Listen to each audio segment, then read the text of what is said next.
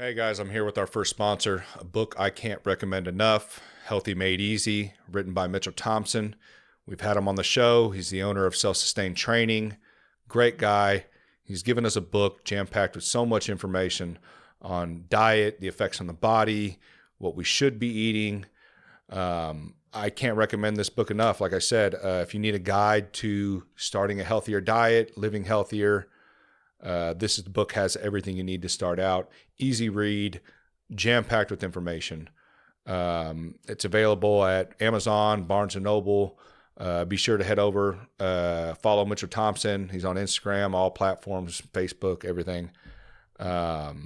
Check out his documentary. That as well is very eye-opening. Issues in our medical field, how beneficial a healthy diet is. I want to appreciate everybody for supporting the show. And go check it out.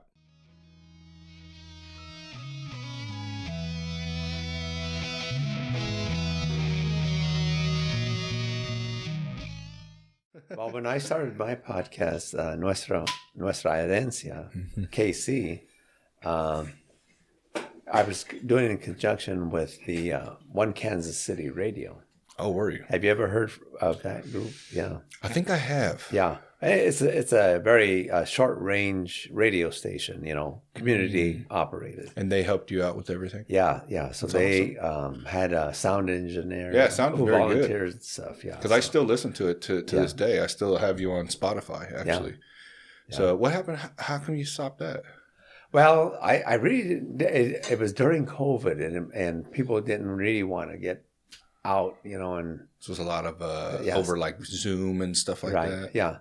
But I'm wanting to get back in. I just recently did some, like Manny Abarca and a few others. Okay. Andres Dominguez. So those are the last two that I did.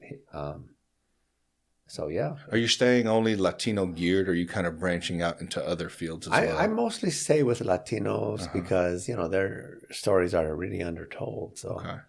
Why do you think that is? Oh, it's just,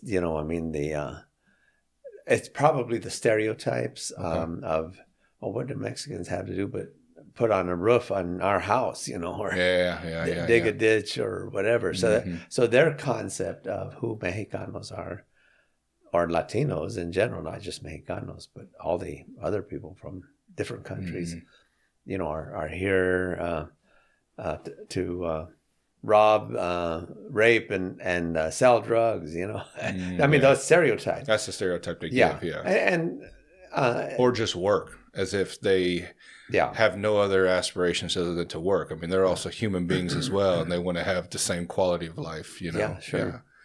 Yeah. I mean, the various waves of immigration. We can talk about that. Yeah. Brought in people who were intellectuals. Publishers, educators, and they had to work in menial jobs, but they eventually worked their way up and became managers, became engineers, fully participating. Yeah. So, well, Gene, I'm happy to have you with me today. I appreciate you coming back on. Thank you. When you came on the first time, you blew my mind on a lot of stuff, like especially one thing that stuck out to me, the vaqueros. Yeah. That was amazing. And I actually watched, I believe it was something that you had out. I watched a couple of other stuff on YouTube. Yeah. And I didn't even know. Yeah. Well, most Americans don't. They think of the Western cowboy. Yeah, that's what I thought. But no. Yeah. I mean, from the tools to how they put the ropes and whatever they had, all the equipment they put on the horse. I mean, they developed all that, and the way they trained their horses and, how they were one with them. And I mean, and there was some bad to it too. I read as well, some the methods of training and stuff like that. I didn't even know. So, but fascinating, very, very fascinating. I've even seen, they rode so much that they were bow-legged and they could barely walk. Yeah. Because they were just riding all the time. Right. So, it was amazing. But I'm glad to have you on. I was hoping today we could talk about fast pitch softball here, the history of that in Kansas City. Yeah. Watched a lot of your stuff. Amazing work. especially that museum tour you did on YouTube. And I'm going to share that on my platforms because it was neat. Like just seeing the uniforms and the history behind the I heard a story that they balled up a boxing glove and hit it with a stick, and you know, that's so many just cool things, you know, and even as far back as the Mesoamerican ball game, the history of that. I mean, it's incredible, and I appreciate you sending me the slideshows as well. Yeah, so, good. Yeah, if we could dive into that, that'd be great. Sure. Yeah, definitely. Well, we could start with that. You know, during the Mexican Revolution. And actually before then, when you think about baseball, America's game, as it's often been called, really started with, you know, Mesoamerica and the various indigenous populations that played ball. And it was a communal affair. They actually built stadiums and people would come cheer on their various teams. And the ball that they played was a little different. They were trying to get it into a hoop, similar to basketball. But the problem was they couldn't touch it with their hands. They had to maneuver their bodies to be able to get the ball into that hoop. And because they were in Latin America, you know, in jungle areas, they had trees that produced rubber. And so they developed rubber balls. Anthropologists and archaeologists have found rubber balls of that era, you know, 3,000 years ago, that the indigenous people were using to play their communal games. And that's something naturally, like natural rubber? Like it's natural rubber. So they are trees that produce really latex, and it's like the sap of the tree. But the Indians learned to extract that, just like in the same way that we extract maple syrup, for example, from maple trees. They were able to extract that liquid from the trees and let it harden and make it into balls, and then it had you know, a bouncy characteristic. That's neat. Yeah, you know, indigenous people were doing things far beyond a lot of the European civilizations were doing. I mean, they were as advanced as, for example, the Egyptians and Babylonians and all these other cultures that were building huge temples and pyramids and all of that in Mesoamerica, that is in the Americas, especially Mesoamerica, which means Middle America. And that's, when we say America, we don't mean the United States. We're talking about the Americas. So where Mexico, Guatemala, Honduras, the Mayan civilization, the Aztec civilization, you know, they were far advanced to what people in Europe were. They had gone into a dark age in Europe, and they were just barely coming out of it during the Renaissance period. Really? Yeah, and the period of exploration that, you know, Christopher Columbus was financed by Spain to come to the Americas. And it wasn't the Italians. The Italians claim credit for Christopher Columbus, but really his mother was from Spain. His father was from Genoa. And so there was no such thing as Spain or Italy, or they were all city-states in the same way that the Americas had city-states and the city-states of Northern Africa as well, in the Middle East. So it was a period of history where civilizations were advancing, you know, from primitive times into really very sophisticated civilizations. Why do you think that I guess it'd be just the way people interpret people from a long time ago, okay, natives, why do they always just assume that they weren't advanced knowledge or tools, or, you know, why do we always perceive them as being lesser than us now? Yeah. You know? Yeah. Well, you know, I think it has to do with the way the human mind works. We want to come up with generalizations as humans to say, okay, well, this is the way the Indian people, they were pretty, and American settlers, as they encountered the indigenous people, they thought of them as savages that needed to be tamed, that needed to be civilized, needed to be taught, educated, and Christianity. Converted to Christianity.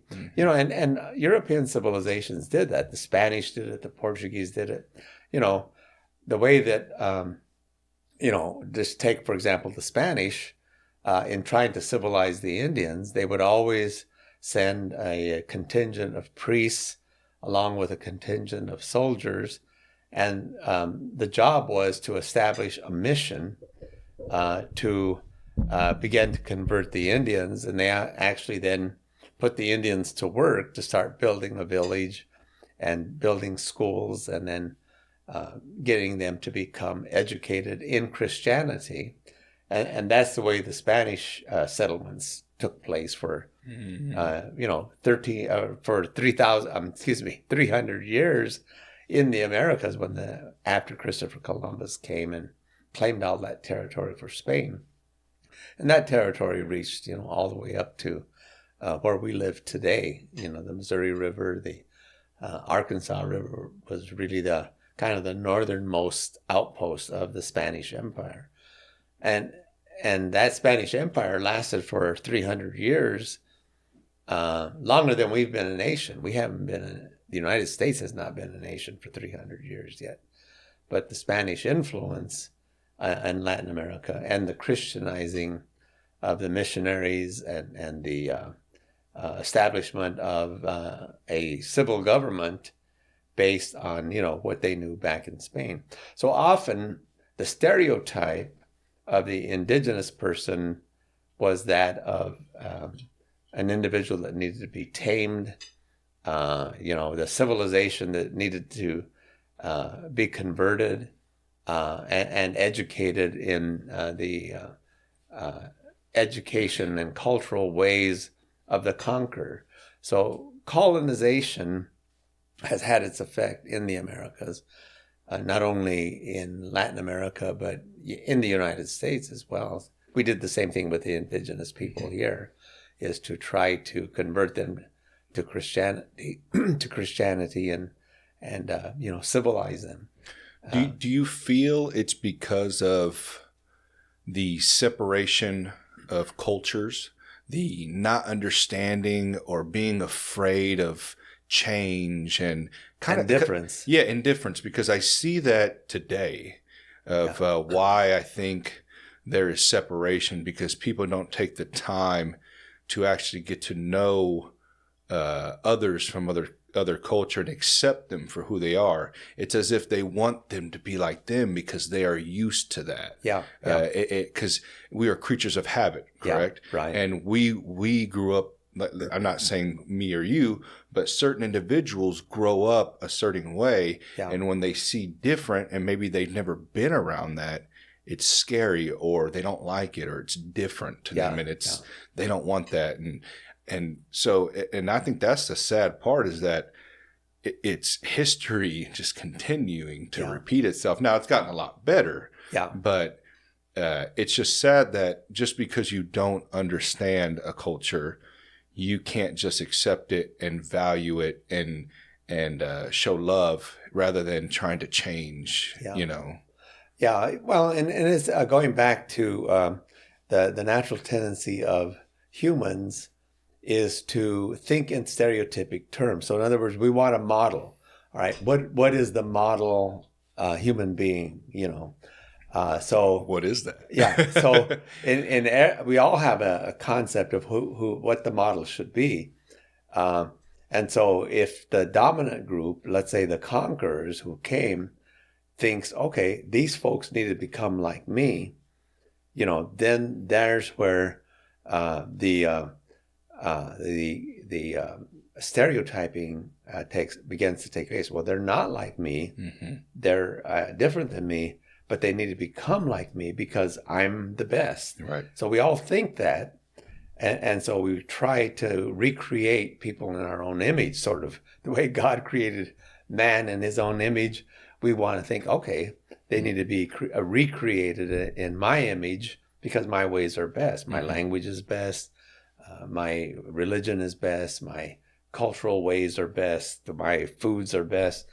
All of us have that tendency to think the way that we were raised, the way that we were acculturated, and that's a process of acculturation, is that when a culture brings us up, that's the way that feels right to us. So, if somebody was brought up to believe in, say, Christianity, white sliced bread, and somebody else was brought up to believe in, let's say, a different form of Christianity, or even an indigenous religion, then it's wrong for that person. The person who's trying to change and recreate somebody else in their own image is trying to say, okay, why don't they become like me? I can remember when I grew up in Denver and Los Angeles. So when I first came to the Midwest to go to school, I lived in a dorm. I had a roommate, white guy, Anglo guy. And he told me one time, he said, I really hate the way you talk.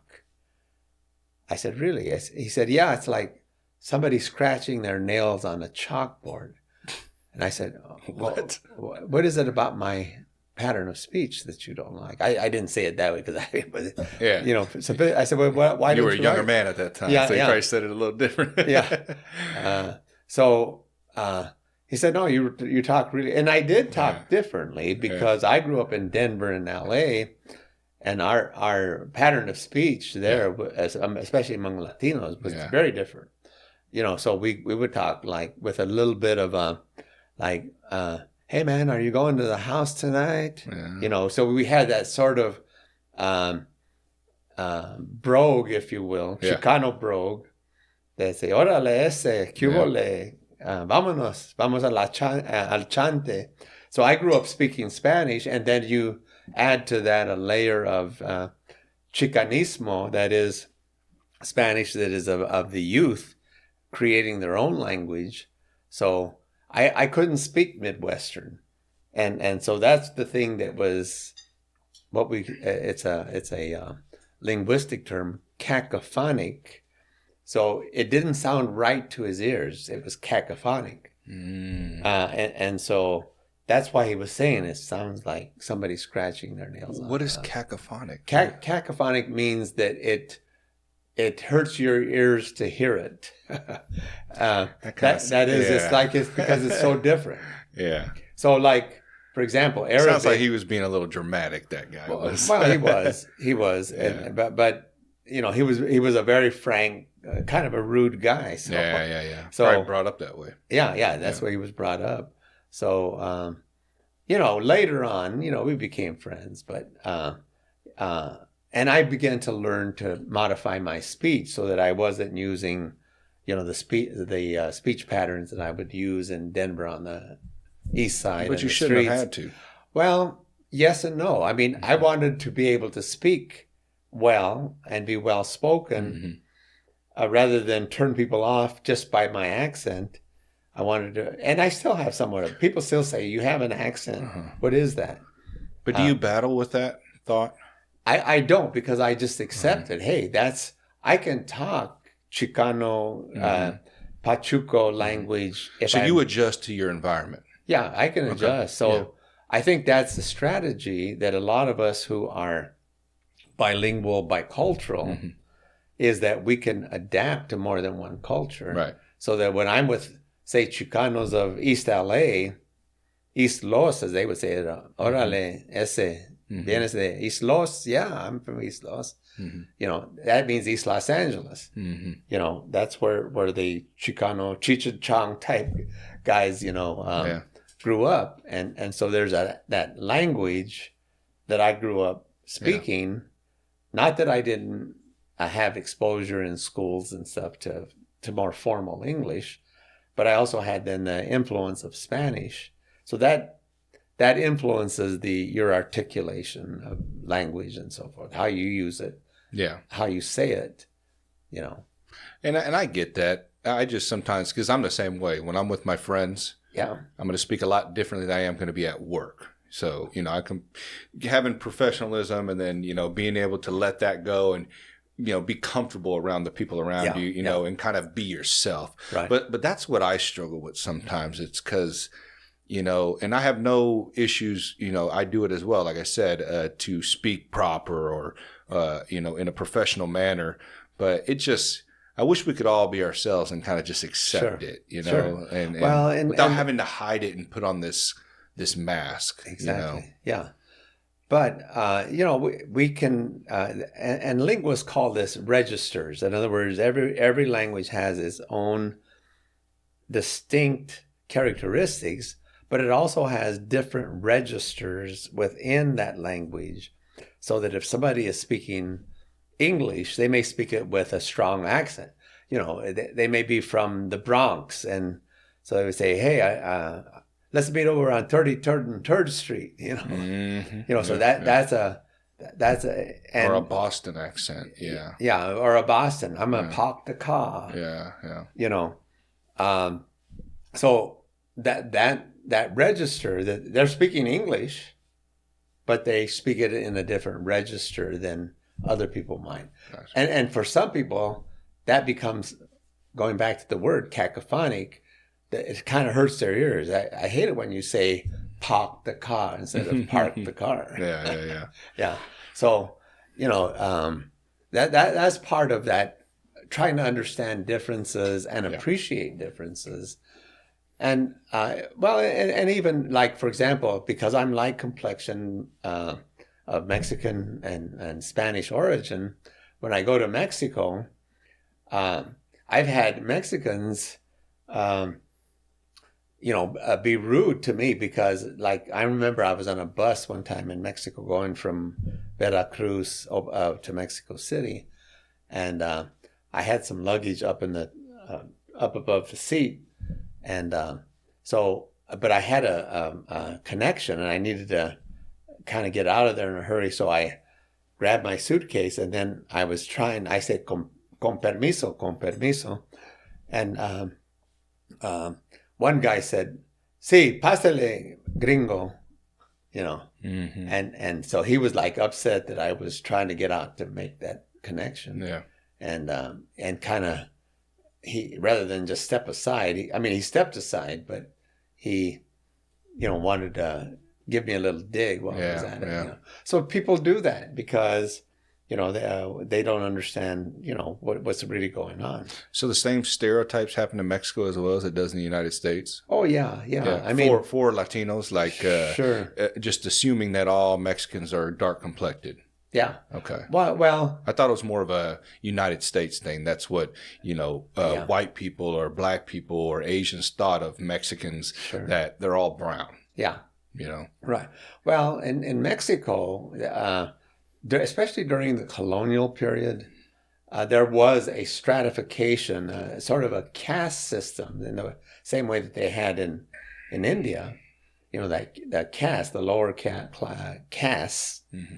But the class system in Mexico was very distinct along the lines of skin color. So if you were, for example, pure Indian, as Mexican government and so forth evolved in Mexico, the Indian was at the lower part of the caste system. Lower than the Indian was the mixture of black African slaves that were brought into Mexico with Indian. They were called Sambos. It's kind of where we maybe get the word Little Black Sambo. But Sambo was a word for the caste system that existed in Latin America. So the mixture of black and Indian was Sambo. That was sort of the lowest class. The next class was the Indio, and the next class was the Mestizo, which was the mixture of Indian and Spanish. The next class were what were called the Criollos. Criollos were from Spain or Europe, but mostly Spain, born in Spain. They were peninsulares. They were their people came from the peninsula, so they called them peninsulares. from the Iberian Peninsula. So they were then, the Peninsulares were at the top. The Criollos were considered a little lower because they were born in the Americas. They weren't born in La Patria Madre, the mother country. They were born in the Americas. So Criollos, and then the top, the people who became the priests, the generals, the leaders, the presidents, were Peninsulares. Now, that has changed in Mexico since colonial days, but there's still that caste system in Mexico. So if you're pure-blooded Indian, Zapotec Indian, let's say, or, you're not going to go too far in the economic and political realm. Really? So if you notice, presidents of Mexico, they're all light complexioned. They have names. The woman that was just elected, you look at her. Yes, she has some Mexican like all the novelas, they're all light-skinned too. Yeah, light-skinned, yeah. So Vicente Fox, for example, his people were from England that came to Mexico. Former President Vicente Fox. So you have the caste system based on the color of skin. And the same thing transpired here in the United States. If you were, light complexioned, that meant that you were from England, or Germany perhaps, or some other. But even the Germans were discriminated against because of their language. They didn't speak English. So the English-speaking have been sort of the dominant group at the early period of American colonization. And so that became the standard and the rule for judging other people. They can't speak English, or they speak English with an accent, or they speak English with a Irish brogue, So that all of that was discriminated against just upon difference, because people were different. Why do you think humans focus so much on color of skin? Is there something behind that throughout history, that lighter is better than darker? And that's pretty universal around the world, so that people in every country, the lighter complexioned you are. Why are we wired? We're not saying we, but why throughout history have people done what they have done? Like, what makes them wired to think that? Yeah.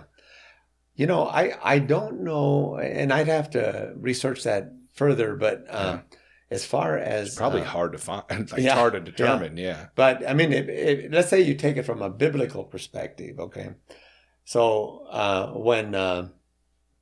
when Noah gathered his family into the ark, okay, they survived the great flood, and when they disembarked from the ark, with all the animals and so forth. Again, this is a belief system. So when Noah began to do farming and so forth, he grew a vineyard. One of his first crops, he harvested some grapes, let them ferment, made wine, got drunk. And when his son Ham saw him, he didn't do anything to cover up his dad's nakedness. But the two other brothers, Japheth and forget the other one's name, but the other two sons walked backwards with a blanket. They felt it would be wrong to see their father naked, and so they walked backwards and covered him with a blanket. So when he woke up from that, he realized what had happened. They told him, well, Ham saw your full nakedness, told us about it. We covered you up. But so he cursed Ham, and Ham became, his descendants settled in Africa. They became the black people and the dark complexion people. Wow. So from a big biblical perspective, people say, well, that's the curse of Noah upon his son Ham. They're cursed. I didn't even know that story. Oh, yeah. Well, if you find it, you'll find it like in Genesis, the book of Genesis 8 or 9, chapter 8 or 9. I forget exactly where. But it's, part of that. So a lot of Christians, or even, people who believe in the Bible that's the way things happen, they still have that bias that Ham, and part of the curse was you will become the servant of your brothers and their descendants. Mm-hmm. So he was sort of Ham and his descendants were put into a caste where they became the drawers of water and the people who, served the others. Mm-hmm. Yeah. It's amazing, because I've always struggled through my life with religion, in it, falling out, differences in opinions on it, especially through my adulthood. But the older I get, the more I see like stories and the knowledge in the Bible, correlates a lot to a lot of things. Even that story right there is amazing. Yeah. Whether it be true or not, there's still, I believe, a lot of good things that come from it, and ways to understand history throughout it. So, well, and I mean, if for those who read the Bible, I mean, there is a lot of history and learning from the bads too, and throughout history. Sure. Well, and you like you say, it correlates with ancient history. So if you read a history book on ancient history, all of the nations that are named in the secular book are actually named in the biblical. They may have a little different name, but they're talking about the same people. The Babylonian, the Assyrian, all of those ancient civilizations, the Greeks, later the Romans. All of that, is documented in Scripture.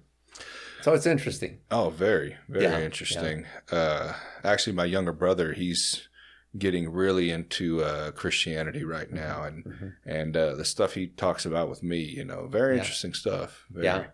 To get back on we were going to talk about baseball. History. Hey, you know how my podcast is. No problem. No problem. We'll spiderweb all over. Well, and going back to your question, why do we do this? Again, it's a conditioning, and we get conditioning, and our parents are our first teachers. So, if there is prejudice in, say, the parent, they're going to pass that on to their children. Yeah. And at some point, either the individual continues those beliefs of their parents or they break with them. Right. And so that's how often the stereotypes and you start with overgeneralizing, stereotyping. You then begin to have a prejudice, and a prejudice is just a belief about something, and your prejudice is for or against, say the way somebody speaks. And then it becomes discrimination. So we can't really do much about stereotyping. We can't do much about prejudice. People are going to have them. They're prejudices. Yeah. But we can do, and we did something about discrimination in schools, eating in restaurants, going to movie theaters. That was discrimination. Hey, you're black, you're going to sit in we have only one day a week when you can come to this. That's discrimination. Or you have to drink out of this water fountain. Yeah, or you can only swim the day before we drain the pool. Yeah. All of those, those are discriminatory acts. Well, the Civil Rights Act of 1964 legislated against discrimination in schools, in public accommodations, and so forth. So now, yes, you can have your stereotype, your prejudice, but the minute you discriminate, I can take you to a court. So because you're discriminating, you didn't give me the job because I'm Mexican, or you didn't give me the job because I'm black. That's discrimination. And so, we can move to in a very negative way in society, from stereotyping to prejudice to And even then racism is a next step. So that we say, hey, the only good Mexican is a dead Mexican. The only good Indian is a dead Indian. Yeah. Or what a former president said, hey, they're only coming here to sell drugs and to rape. Where you're wanting to inflict harm on another person because of the color of their skin. Yeah. So that becomes racism, where you categorize a whole race of people based on your prejudice, stereotype, your stereotyping, your prejudice, your discrimination. But we also have to remember too is that just for instance, what you just said right now with the former president, a lot of people go back and forth on that. Me personally, when it comes to politics, I don't like any of it. But what I always say is that people also have to remember when things are said, there are still people of color who are selling drugs or committing murder or violence, as well as white people or anybody. So we still have to remember that, and we can't always use that as you're being racist, because there still are people. You know what I'm saying? Because nowadays what I see is I want to say things are getting better. I know a lot of people like to say they don't see any change. Or, I mean, you've been around. I'm sure you have seen from when you were a younger man to the man you are now on changes that have happened in society.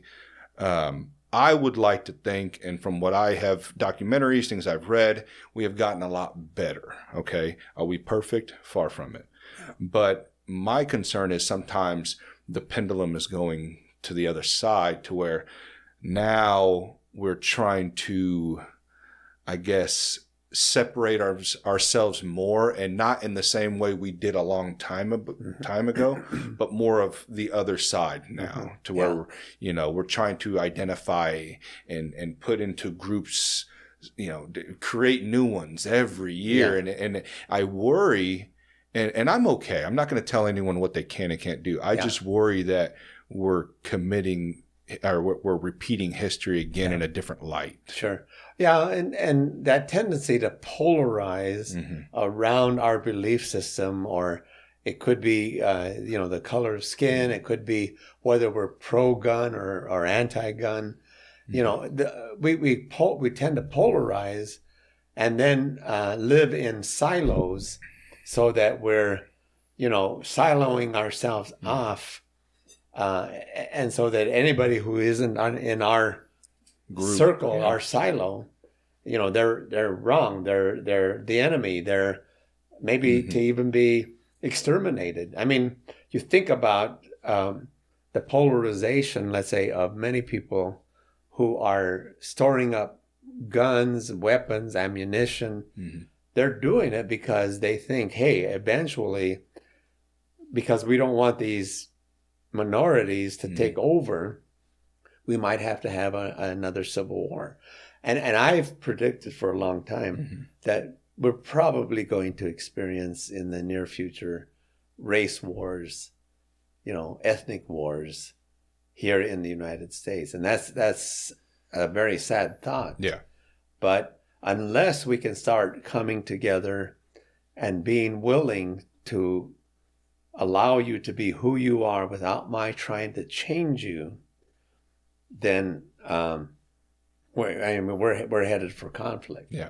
And I think there is a group of radicals, who are militarizing themselves and are, ready. Yeah. And that's well documented. And I'm sure there is. Yeah.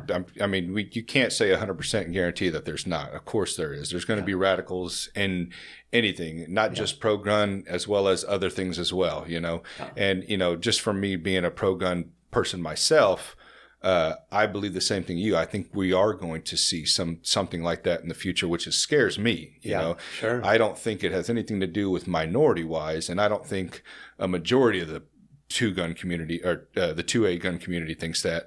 I can't speak, statistically if that's true or not. Yeah. But I would like to think that a lot of them are, law-abiding citizens who care and love and just want to be able to have the right to own guns. Yeah. But I do agree with your part on that, that I see something coming and it worries me for my family as well. Sure. And I would hope that it's just media and social media, TV polarizing a situation that's not as big as we think it is. Yeah. Because my experience being out in public and speaking with people and seeing people interact of all different races without conflict is a lot of the time good. Yeah, the majority of people are able to do that. I think it's a very small portion of the society, but it gets blown up on Facebook and Instagram and the TV. You know, it sells, it's clicks, it's views. Sure. So I wish more people would understand that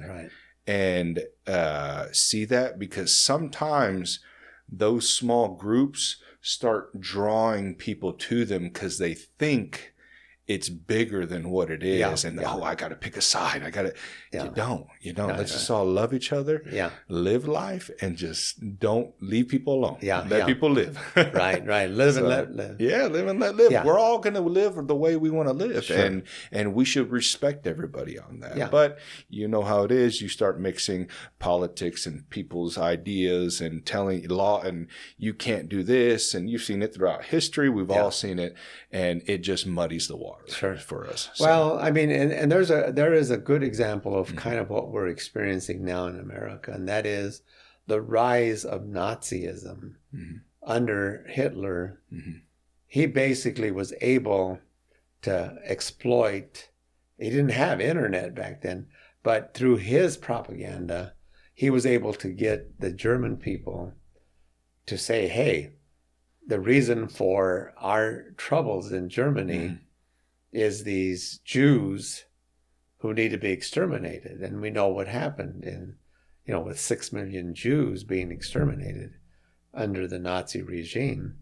There are people who in America, I believe, have that mentality of saying, hey, the problem, and whatever group they want to mention is these Mexicans or these immigrants or these whatever they categorize, and they need to be exterminated.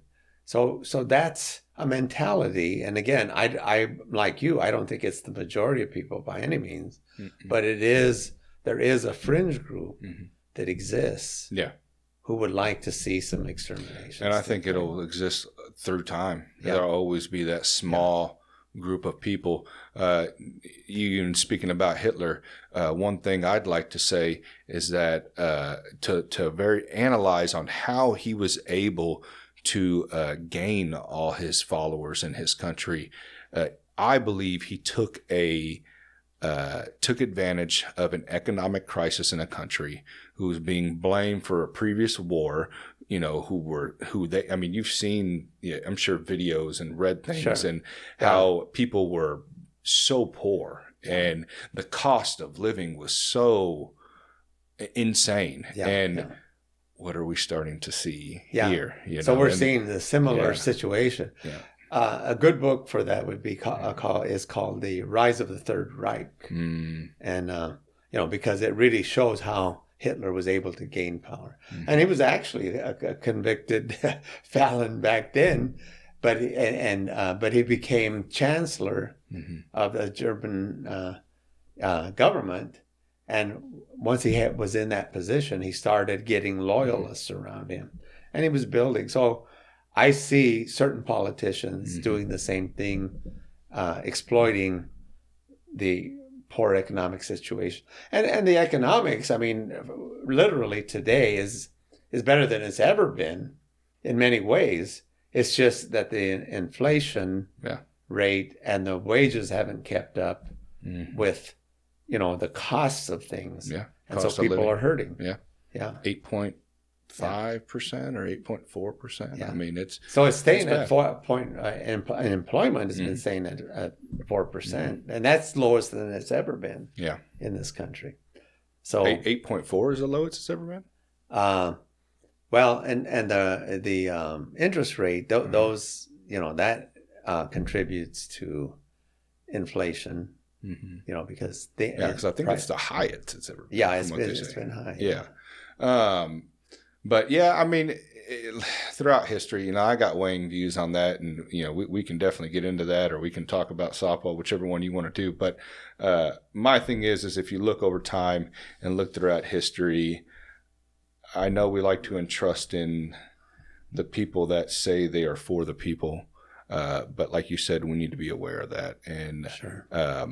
To me, the less power and control, the more free society is. Yeah. And that's the beauty of the American system. Mm-hmm. If we keep it that way, mm-hmm. and that is that we have checks and balances, so that but we the don't, legislature, we don't see that. yeah, and that's beginning to erode. The checks and balances. I think it's been eroding for a long time. Yeah. A long time, and I think it's kind of been of more of a theater I've seen. Yeah. So, and that's the sad part, but. Nobody wants to hear my fixes on that. So. Well, I'll tell you what. Let's go ahead and switch because we could talk all night about this. Yeah. But going to fast pitch softball. Mm-hmm. Really, we were talking about the what was it? The Mesoamerican civilizations, particularly, and it wasn't just the Aztec and the Mayan cultures. There were many other indigenous cultures, mm-hmm. The Zapotecs, the Toltecs, mm-hmm. all of those were advanced civilizations, indigenous civilizations. Even the American Indians, on the East Coast in Florida, they were very advanced. The Indians along the Mississippi Valley were very advanced. Cahokia, mm-hmm. They built huge earthen pyramids, if you will, mounds, where they established, and it was all part of their religion, sort of like the people of the ancient world, where they built the Tower of Babel, Babel. They, were trying to really advance, and they had technologies to do it that were pertinent to that day. Yeah. Not like our technologies today, but they had ways of moving huge stones and all of that. So the indigenous people were building, but they did have communal ball games. So that'll segue us into the recreational aspect of people. So when the United States entered, were basically launched a war against Mexico after Mexico gained its independence in 1821. So for 300 years, Mexico and other Latin American countries were under the domination of Spain, the monarchs and the various officials that the monarchs appointed, so that the Spanish settlements, were all done through land grants. And so during that colonial period, if you were of a certain highly esteemed family, the monarchs would grant you land, but with the provision that you would gather up settlers to take them to that land that you were given to establish a church, a presidio, which was a military installation, and establish a mission to start converting, and then you became a community. So you think about the Southwest, for example, all the names starting up at a northern outreach of the Spanish Empire, La Ciudad de Sacramento. So again, that was the mission of Sacramento. You come down the coast and you have the mission of Our Lady of the Angels, which is today Los Angeles, Los Angeles. Nuestra Señora de Los Angeles was the name of that community that was established by the Spanish. And further on down, El Misión de San Diego along the coast. So you had a whole series of missions that are now named, the towns and cities are named after those missions that were established. The mission of San Antonio, St. Anthony, San Antonio, Texas. So, and then as far over as Florida and Louisiana, that was all Spanish territory. And St. Louis was under the Spanish as well.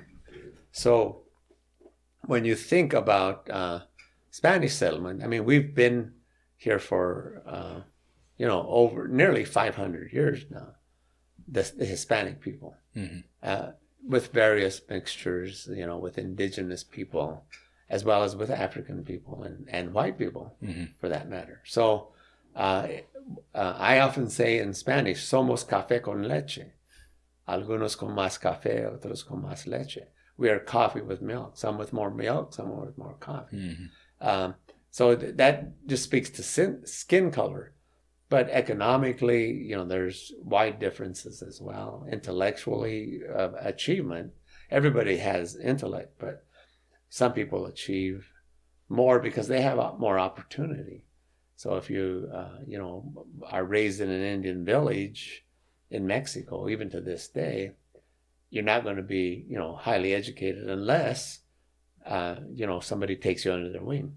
The only full-blooded Zapotec Indian that ever became president of Mexico, full-blooded Indian, was Benito Juarez.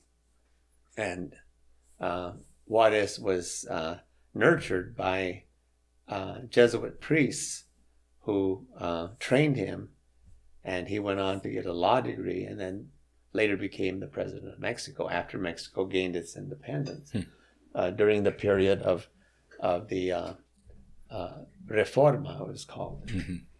So where the no, you can go ahead. Yeah.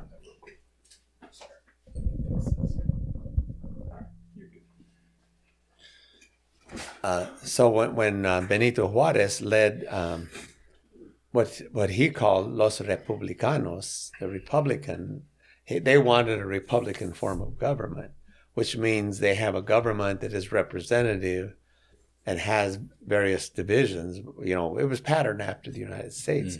So the in Mexico under the colonial period, it was the upper echelon of the elite who owned all the wealth because they were the ones that given the land grants. They're the ones that settled these towns, and Spain required that they be taxed on the product of the land, not the land itself, which is different. It's an important distinction because, today our land is taxed in America. So you pay tax on your real property. Yeah. So our land and our houses are taxed despite whether they produce anything or not. Whereas under the Spanish system, you had these large tracts of land given to people in land grants from the Spanish crown. And the requirement of Spain was, hey, we're not going to tax the land. They didn't have that system. We're going to tax the produce of the land. So if you have cattle on the land, we get a portion, of the proceeds that you make on that cattle, or sheep, or crops, or cotton, or wool, whatever it is that becomes a source of revenue. That's where our tax comes from and sent to Spain. So that was the colonial system. So under the Reforma of Benito Juarez, when Mexico gained its independence in 1821, there were still this landed aristocracy, and they wanted to set up a form of government in Mexico where they had a monarch, where the monarch could continue giving the rich people the favors, that they've always experienced. But Benito Juarez and the Republicanos, or they were often called liberales, the liberals, that is, they wanted to reform Mexico and make it more like the United States, a democracy based on Republican. When I say Republican, that means that a republic is a representative form of government, not Democrat and Republican as we think of it today. Yeah. So it was a representative form of government. And so when Benito Juarez established Los Liberales into the Republican form of government and took power, the monarchists of Mexico, the wealthy people, called in the French to come and invade Mexico and they invaded Mexico in 1863. The Battle of Puebla was one victory that the Republicanos won, and that's why we have the Cinco de Mayo celebration. A lot of people don't realize what it's all about, but it was because the Republicanos they had an army, and they were able to stave off the French from taking over Puebla. But the French eventually won, and they established a monarchy under Maximiliano de Habsburgo. He was a Austrian prince who came over and ruled Mexico for 6 years. And that's why we have the French influence in Mexico. And Juarez and his government moved up to El Paso del Norte, it was called. Today, the Mexican side is called Ciudad de Juarez. Juarez, the town of Juarez. And on the American side, it's just called El Paso, Texas. So that's where Benito Juarez took his government in exile up at the border near the United States. So eventually, he was able, Benito Juarez was able to regain the government. They did a firing squad and killed the monarch that had come in, Maximilian, and his wife, Carlota, who was the empress. So Maximiliano became the emperor of Mexico. And he was really a great guy. He really wanted to reform Mexico and redistribute the wealth and so forth. So he was a very benevolent type monarch. But, they basically killed him in order to take the government back from the monarchists. And that's where the Mexican government became a republic, and it became the Republic of Mexico rather than the Empire of Mexico. In 1865, it became the Republic of Mexico. So in a later, rather an earlier period, 1821, Mexico gained its independence. And then by 1846, under the Republic form of government, you had a situation where the United States wanted to move west throughout what was part of northern Mexico. The states of California, Utah, Nevada, Arizona, Colorado, New Mexico. A president by the name of James Polk decided he wanted to pick a fight with Mexico. And so he did that and sent troops into Mexico and basically took over all that southwestern part of the United States. So that people like my ancestors, for example, who lived in New Mexico, they all of a sudden became Americans in 1848 with the Treaty of Guadalupe Hidalgo, where Mexico settled with the United States and sold all of that land for, pittance, really, $16 million. And it became then the United States. So all of my people, all of a sudden, now were American citizens. So when my grandkids ask me, Dad, Grandpa, were we Mexicans? Are we Mexicans? I usually say, well, yes, you were for a short period of time. 1821 to 1848, you were under Mexico, the government of Mexico. But after 1848, you became a territory of the United States. And New Mexico really was one of the last, well, it was the last continental state to become a state. Really? Yeah, and it became a state in 1921. So. Why did it take so long? Well, because were they fighting against it? Well, there were people who still wanted to keep it. Yeah, Hispanic for sure. Yeah. Huh. And so, I had a great aunt who lived to be 100 years old. She was born in 1889. So New Mexico had not become a state in 1889. So she always, I got a kick out of her because she would say, I would ask her in Spanish, Tía, ¿por qué no hablas el inglés? Why don't you speak English? And she was, ¿pa qué? You know, fui a ellos. I didn't go to them. They came to me. Mm-hmm. Yeah. So she was still had a sense of being, a Spaniard of Spanish descent in the Southwest, in what it became the state of New Mexico. Yeah. Yeah. Yeah. So try to explain to me here, because I'm trying to figure out how softball became, because from what I read on there, it came from Mexico to the United States. Okay, good question. Yeah. So what? So anytime I think of Mexico, I think of soccer, being kind of the big, sport, and I just softball. It boggles my mind on how that became. Well, yeah, it really didn't. Softball per se didn't originate in Mexico. Okay. So when American soldiers during the Mexican, what the United States called the Mexican War. In Mexico, they call it the United States War of aggression against Mexico. So when soldiers came to take over Mexico, that's where a lot of the Civil War generals got their experience in fighting, because they didn't really have a war before before the war with Mexico. So that was the first generalized war that all of these guys that had been trained at West, the various academies, General Lee, all of the Civil War generals, they were trained at West. Why am I blocking on that name?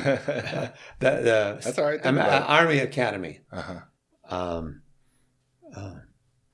Anyway, so they were all trained in the academies, and there was really basically the Naval Academy, and then there was the Army Academy. So all of those guys that were trained in the various military academies hadn't experienced war until the we can look it up on Google if you want. Yeah. What is it? Sure. What is it you want me to type up? Yeah, the American, the military training academies. Just put that in. Military Training Academy for the South. Just the Civil War. Oh, for the Civil War. Because they trained.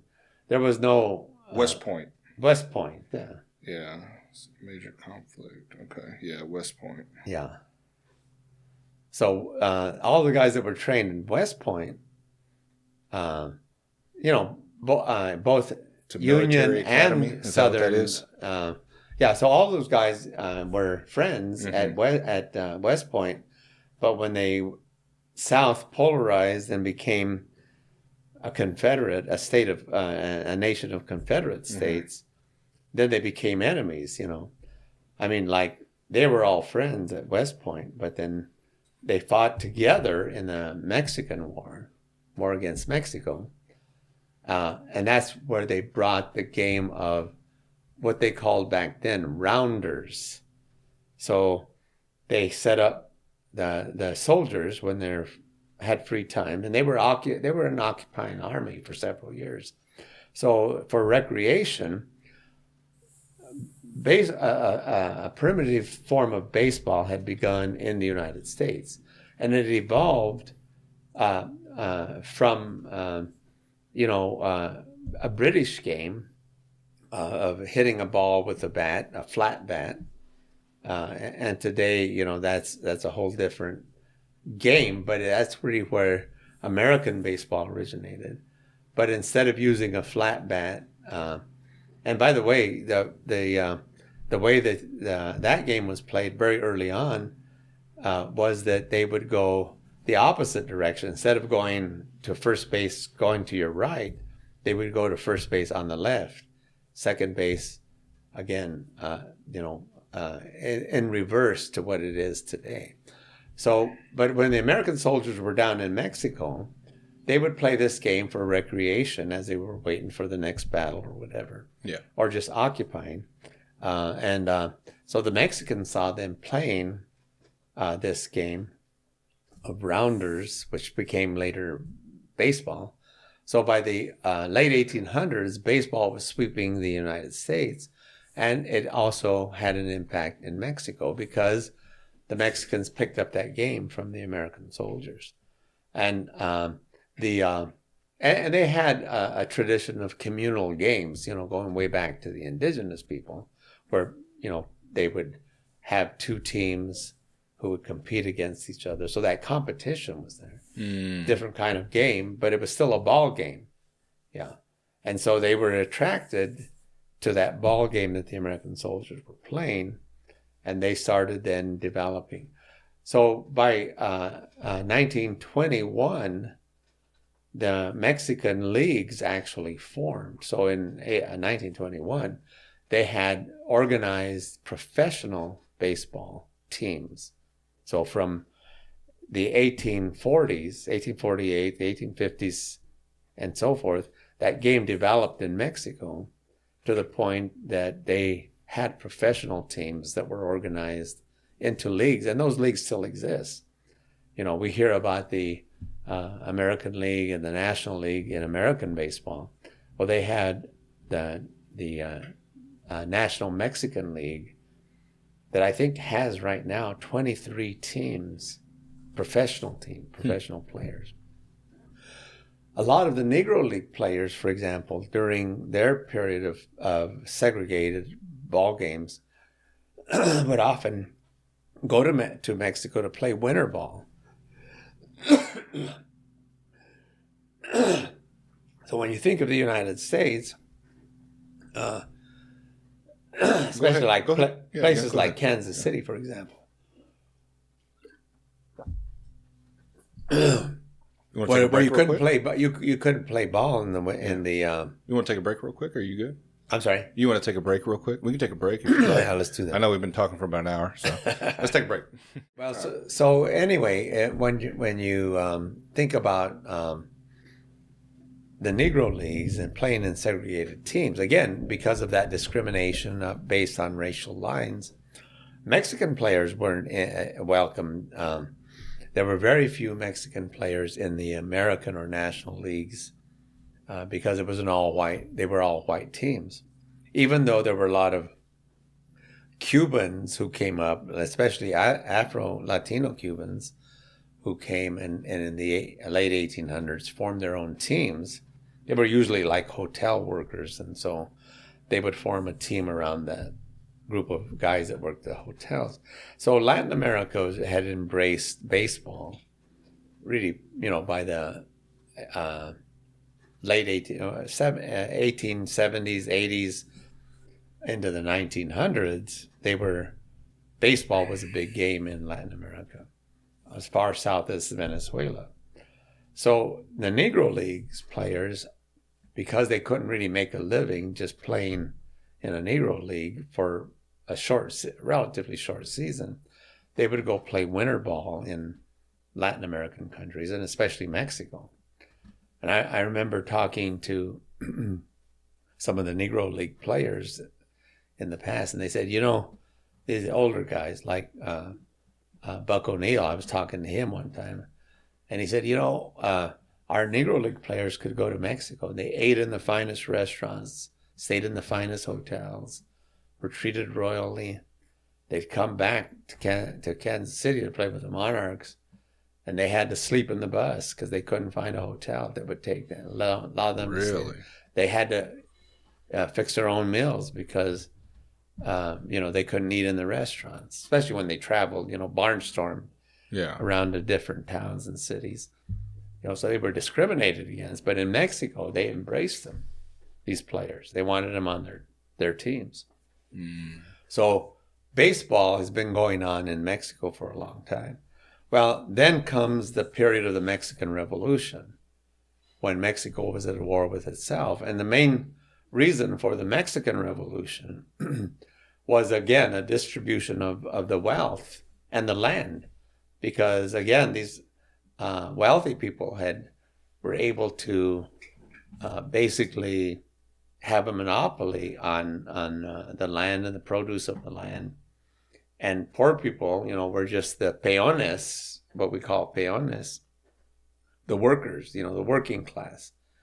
And so the Mexican Revolution was all about the redistribution of the wealth in Mexico, including land. So at the settlement of the Mexican Revolution, Indian people and mestizo people were given plots of land, acres of land. So, and that was different than American settling, because in America, the land was the reason why cities and towns developed. And in Mexico, they had to have a revolution to get that distribution of wealth. So as Mexicans left Mexico, over 1 million Mexicans left Mexico during the period of the Mexican Revolution. And they weren't just all workers. They were professional people, doctors, lawyers, teachers, merchants who left Mexico because they didn't want to get involved in the Mexican Revolution. If you weren't on the federal government side, then people like Pancho Villa, Emiliano Zapata, and others would recruit them into the revolutionary armies, force them to fight, and so and the federal government in Mexico would draft them. So they wanted to get out of the country, mm-hmm. So they bring fled. their families to safety. Yeah, so a lot of people were being killed. Yeah. So that's why we had a mass migration during 1910 to 1921, and then on into the 1930s, where lots of Mexicans were coming, and they were recruited basically by the railroads, by the meatpacking industry, by the hospitality industry, by agriculture. Sugar beets were a huge crop, for refining sugar out of sugar beets. So I know my own family, for example, on my dad's side, they worked what they call the betabel, the sugar beets, all up and down the Front Range from Pueblo, Colorado, over to Scottsbluff, Nebraska, where farmers grew large crops of sugar. It was a cash crop. I remember us talking about that last time. Yeah. Very profitable cash crop. Yeah. So anyway, they brought the love of baseball with them. Yeah. So when they came to Kansas City and other towns all along the railroad lines, mm-hmm. or wherever meat packing or other kinds of industries drew them to work, they would form their own teams. Uh-oh. I was wondering what that was. And because of discrimination, they were often not welcomed in white teams. Uh-huh. So there were all kinds of different industrial leagues and so forth. The Santa Fe Railroad had a team. But if you were a Mexican team, you kind of had to play within your own network of other Mexican teams around Kansas City. And so that's how the Mexican teams evolved.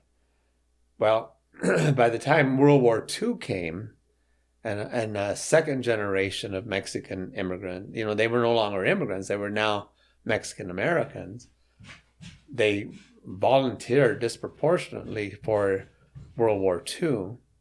And so because of the shortage of workers in World War I, because a lot of men were fighting in Europe during World War I, they really attracted the Mexican workers and contracted, would go to Mexico to contract them to work in the railroads, the packing houses, other industries, mining in Arizona, and many industries. So they were actually brought here, and they wanted to come with their families, so they would provide, makeshift housing for mm-hmm. them. And that's how a lot of these Mexican settlements in Kansas and later on the west side of Missouri were attracted to our area, to Kansas City. Mm-hmm. By the time World War II came, they volunteered in the war. When they came back from the war, they were older guys. They could no longer play the fast game of baseball. So, and many GIs, not only Mexican GIs, but many GIs started playing what they called fast pitch softball. And so that's how fast pitch teams started to evolve. And again, you know, in the 1950s, there was still discrimination up into the 60s and even into the 70s. But the Civil Rights Act of 1964 kind of changed some of that. But up until that time, most of these Mexican teams played in their own leagues. They didn't play in, you know, city leagues, or sometimes they played in church leagues. So, were they allowed to play baseball around that time? They could play baseball, but they again had to play in their own. Was there discrimination in the actual major leagues and for? Oh yeah, I mean, it took Jackie Robinson to finally open up. You know, in the 1950s. Okay. I think I've seen that movie a long time ago. Yeah. So now there was a team called the Kansas City Blues that were sort of a semi-professional team, and they recruited a Mexican from California whose family had moved from Mexico up to Los Angeles, and he was an all-around athlete. He was did everything. He's track and field, basketball, baseball. His name was Melo. They called him Melo. It was, but anyway, he was from Mexico. They recruited him for the Kansas City Blues way back in the 1930s, but they didn't call him Mexican. They called him Spanish because he was light complexion, so they called him Spanish. Yeah. And because there was a stigma against Mexicans, you know. How does that make you any better that you're Spanish? I don't understand. That's weird thoughts that they had back then. You know, so we're gonna call him Spanish, and everybody will be okay. You know, that's crazy. Right. Well, so he was able to integrate into the Kansas City Blues in that way. Again, being, and you know, as a person who is light complexion myself, I can say being light complexion often opened up doors for me because, you know, until maybe they heard me talk, they didn't realize that I was Hispanic, you know. Or seen your name. Yeah. Or saw my name, Yeah, I get that a lot too. Yeah, because it's Genoveva Teodoro Chavez Ortiz is my full name. Yeah. And so they'd say, well, where are you from? You know, well, my people came from Spain to Mexico to New Mexico, and the United States came to us. So. Yeah, that's what it looks like it when they see my ID. They're like, Gabriel Joseph Jesus Garcia. They're like, man, that's a lot of names you got. Yeah, right. I'm like, yeah.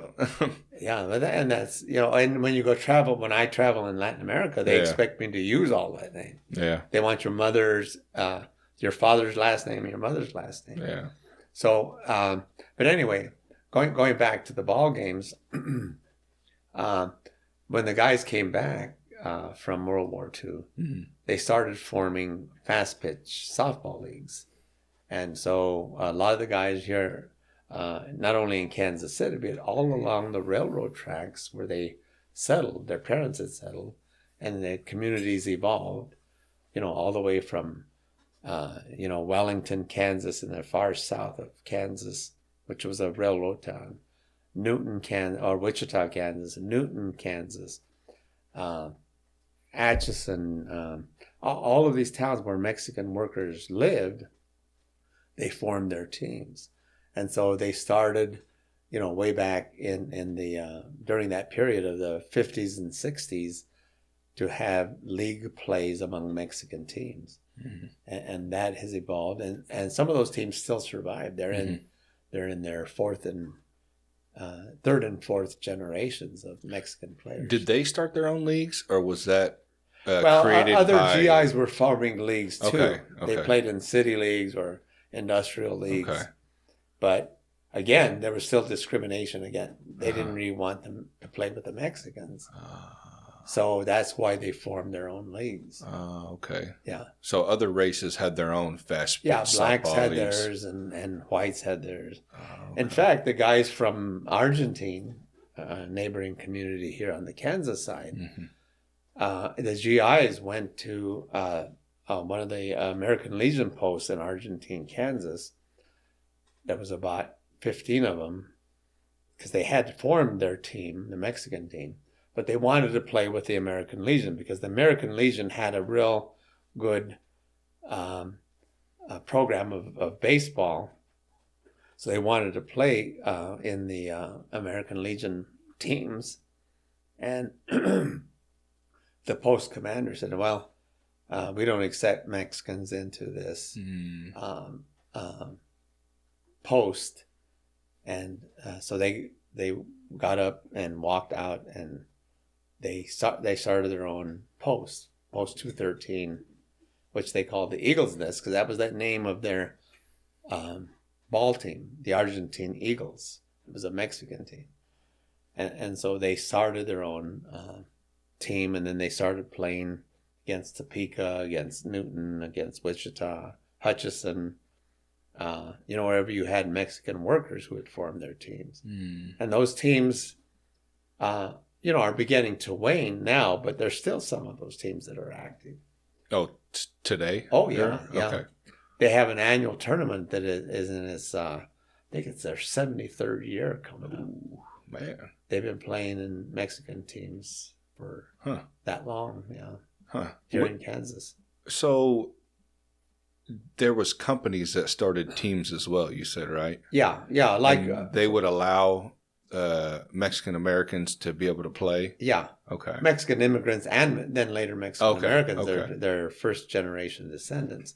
So like the Railways Ice Company, you talked about the exhibit that I did at the Kansas City Museum. I've seen that, Yeah, there was a jersey that was given by one of the players who played for the Railways Ice Company, and he donated it to the museum. And as a young man, he played on the Railways Ice Company team. Yeah. Yeah. That's pretty neat. I bet that was neat for you, too, to be able to see all that was donated. Oh, yeah. I mean, how old those jerseys are. Donated, and some of it was loaned, because guys wanted to keep their jerseys and their uniforms and so forth. But a number of them were donated. And the reason why I did that exhibit is because there's a national organization called the Latino Baseball, and it's about documenting all of the baseball and fast pitch softball teams across the country. I was going to ask you about that. What got you interested in the fast pitch? Yeah, I never was able to play ball because my eyesight was bad, and when I tried out for a Mexican ball team in Denver, they asked me if I'd be willing to be a catcher. But because I didn't have good depth perception, I'd see the ball coming, I was ready to catch it, but it was already hitting me in the chest because I didn't have that depth perception. Yeah. And so I never really played. I played, sandlot, stuff like that.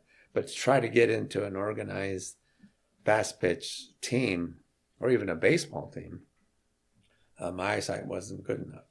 So what got me interested was knowing about these teams, seeing them play. And they used to draw, the Mexican teams used to in their league plays and tournaments, would draw literally hundreds of people. 500, 600, 700 people would come to one of the parks where they were playing and bring their lawn chairs or their chairs and set up, and have food, Mexican food, Mexican music, and all of that. So it became a traditional thing. Come a little closer to the mic a little bit. Yeah, it became a traditional thing for them to continue. Okay. And so that still continues to this day. Is that museum still going, or you put on? Is that it was a temporary exhibit. It lasted for about a little less than a year. What year was that? It was 2000 and 13. No, it was later than that. 2015, 16. Okay. Do you plan to do that again, or is that a one-time thing? I have used some of the same artifacts in different settings. So I've done one at the Wyandotte County Historical Society Museum. That's neat. In Wyandotte County, again, using some of the uniforms and photos and all of that. So, yeah, I would love to do it again. Now, I was invited by the Smithsonian National Museum of the American History to do an exhibit there. It's called Play Ball in the Barrios and the Big Leagues. So cool. I took some of the artifacts that were donated to us at the Kansas City Museum to the National Museum of American History. And people can go online, just look under Play Ball in the Barrios and the Big Leagues, and they'll see that exhibit. What year was that? It was like 2017, 18. Oh, really? Yeah. That's neat. So it was, again, a temporary exhibit, but it was there in D.C. You know? Yeah, I think it was really neat, too. You got to meet with a lot of the guys that were there from, I guess wouldn't be the beginning, but pretty early on in some of those. I mean, that had to have been pretty neat to be able to speak with them and hear their stories. I interviewed quite a few of the former, and there's still some guys who are now, like second generation players, and then their kids, third generation players. And then there's even some younger kids coming along, fourth generation players that are playing these Mexican teams. Were there any women softball leagues? Yes, there were. Yeah, there was the Lady Aztecas that operated right here in Kansas City. And when did they start doing? They started like during the World War II period. So when all the guys were off to war, they wanted to continue, and they started teams. So there's a short video that I did that documents the women's teams, not only in Kansas City, but like in Newton and other places. Yeah, that's pretty neat. I'll send you the link to that so that you can maybe incorporate it. Well, and so you said they're going on their 73rd, you said? So I believe it's their 73rd year this year. That's pretty neat. Yeah, so they plan to keep that going. That's the tradition alive. So. Yeah, it really is. Yeah, that's pretty cool. Well, man, is there anything else that you want to talk about? I know you got some things. You said you have some stuff coming up here. Yeah, another program that I'm doing now and getting quite a bit of call to do it. I do lectures and presentations for the Kansas Humanities Organization and the Missouri Humanities. And those are organizations that take programming to libraries, historical societies, and so forth. But coming up on the 29th of this month, June, I'm going to be doing a program at the Kansas City Museum on the history of the vaquero. And I have a good friend who has a large collection of vaquero artifacts, everything from saddles to spurs to chaps, to leather clothing and all of that. He's collected over the last 40 years or so. And that's plus other cowboy things, but even movie posters, for example. When I was a kid, when I'd go to after church on Sundays, we'd go to a Mexican movie house in Denver, and they would show Mexican movies, and it was always cowboys movies, singing cowboys. So the whole idea of Roy Rogers, Gene Autry singing cowboys, that really started with the Mexican vaqueros. Really? Yeah. So a lot of these guys, who were singers, would star in these cowboy movies in Mexico. So the Mexican cinema was very rich in portraying, the vaquero. And, people can go to YouTube and look up some of those old Mexican movies that are now being shown on YouTube. That's awesome. Yeah. Well, Gene, I appreciate you coming on again, man. Right. It's always a great time talking with you. The history of softball here in Kansas City, man, it's fascinating. It's really neat stuff. Anything else you got coming up? No, well, I'll send you a link to that Vaquero program that I'm doing. Yeah, I think that's I've seen that as well, and that's a free event, isn't it? Yeah, it is. Yeah. I think you got to sign up on that website. Yeah, and Eventbrite. Yeah, Eventbrite. Yeah. Yeah, and it's just a formality, so we can know how many we have to. The auditorium where we'll be doing it will only seat 48 people, so we have to monitor how many people we get. That's neat. I'm definitely going to try to make that, because that'd be great. That's really neat. So, anything else you got coming up? Is that it? Well, again, at the Kansas City Museum, we're going to continue representing stories and histories of not only the Mexican immigrant, but other immigrant groups. So, we definitely would love to have people go to our website and see some of the program that we do.